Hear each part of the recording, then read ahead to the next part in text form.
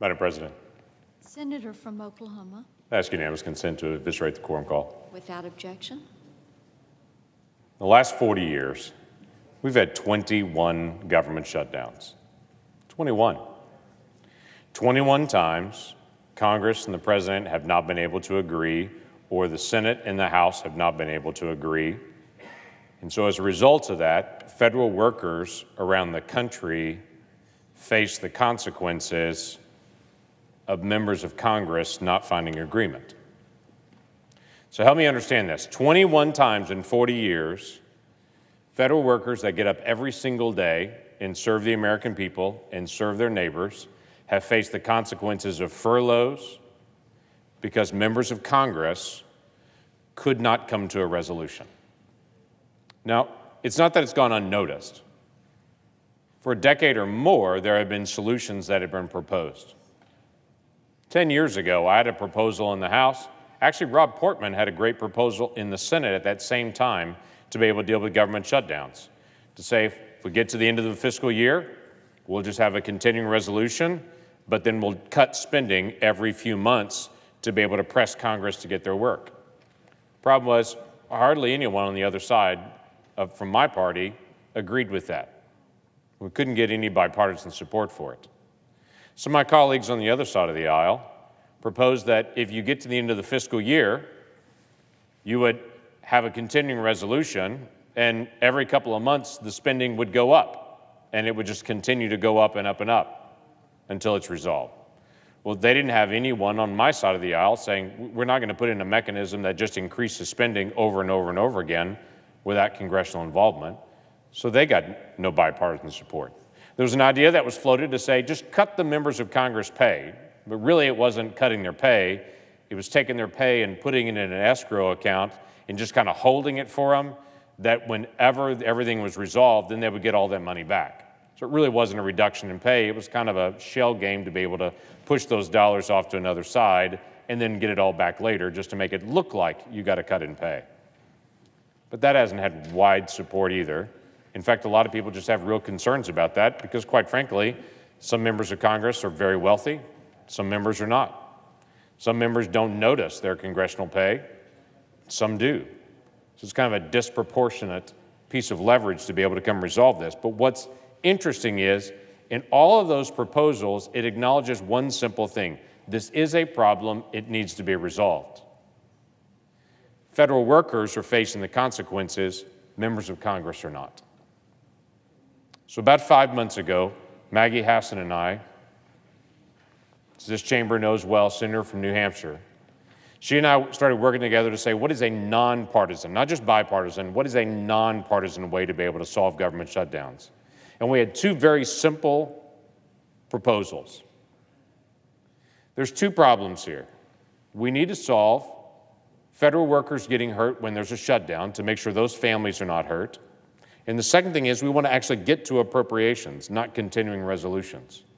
Because when you do a continuing resolution for any length of time like what we're in right now, we're in our 8th week of a continuing resolution right now. When you do one that long, it hurts temporary workers that are federal workers. They're laid off in the process. Now, other folks are not. But many of these agencies need those temporary workers, and those temporary workers are counting on that salary. It hurts contracting, that everything can't start in a continuing resolution. You have to wait until there's real appropriations. So no new programs can start. You can't stop old programs. You can't do purchasing. So it creates this tremendous inefficiency in government. So our simple idea was this. Let's find a way to be able to protect federal workers and get to appropriations. The solution we came up with is pretty straightforward.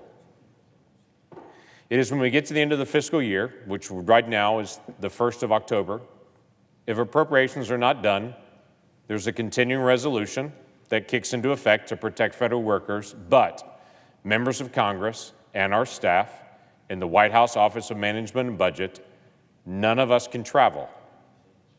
And members of Congress, we're in continuous session 7 days a week until we get appropriations done. And one more thing, we can't move to other issues other than appropriations. We're locked into that box.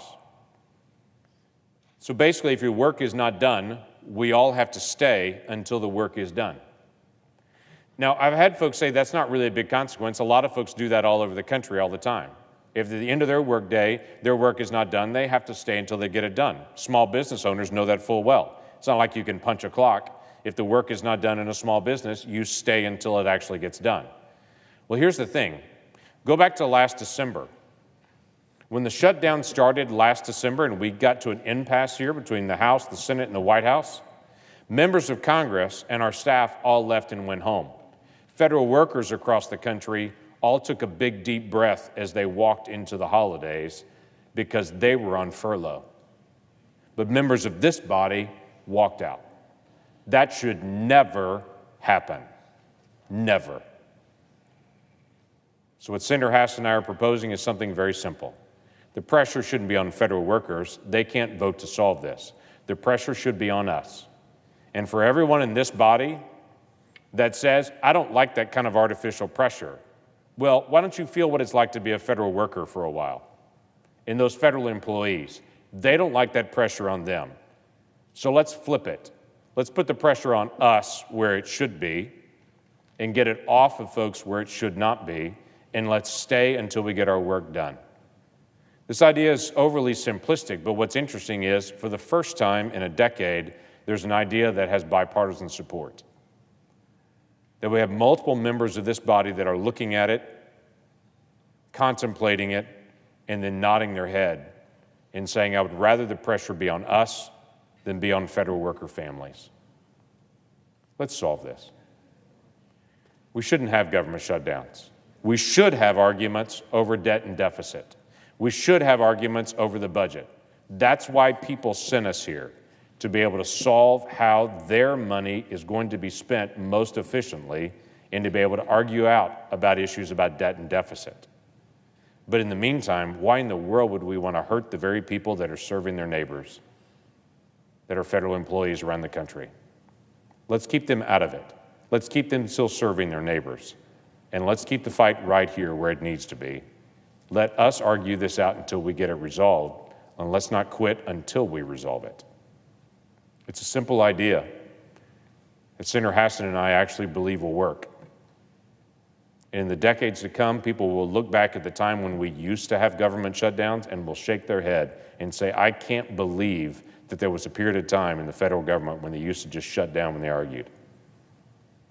Now we stay until we get the issue settled. Pretty straightforward idea.